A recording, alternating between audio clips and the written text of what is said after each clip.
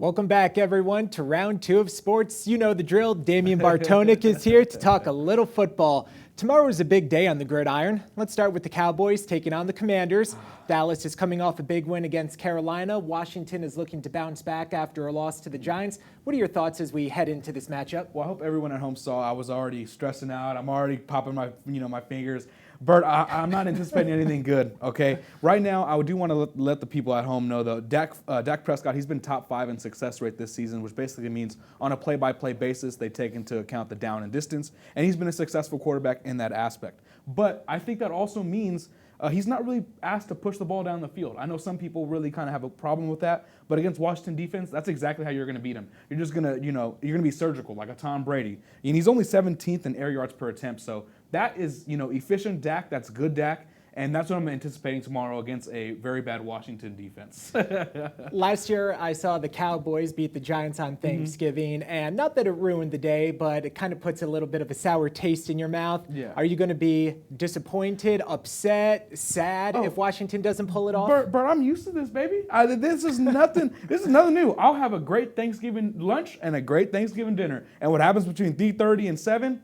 Bert, I'm cool as a cucumber, baby. As cool as the other side of the pillow. Yeah, absolutely. Now let's talk about this next one on Fox, the Packers and the Lions. I am a fan of Jordan Love. I think what's interesting, he's actually been flinging the football. He's 4th in air yards per attempt this year. Tell me, what are your thoughts about that game and about Jordan Love?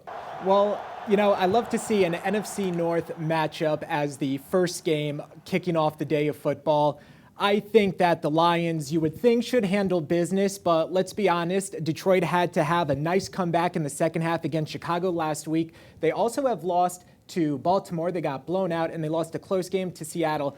I know that's a long way to say I think the Lions are going to win. I hope the Packers keep it close, but the Lions are going to wear those really great throwback uniforms tomorrow, which I'm so excited to see. And that makes us a little bit biased because they are clean. I'm not going to lie. We're rooting for them. Yes. But I will say this on Jordan Love before we go to the next one.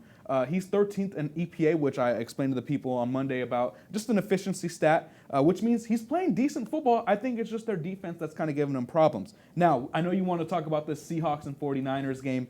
Let's talk about it, man. What are you seeing from Seattle?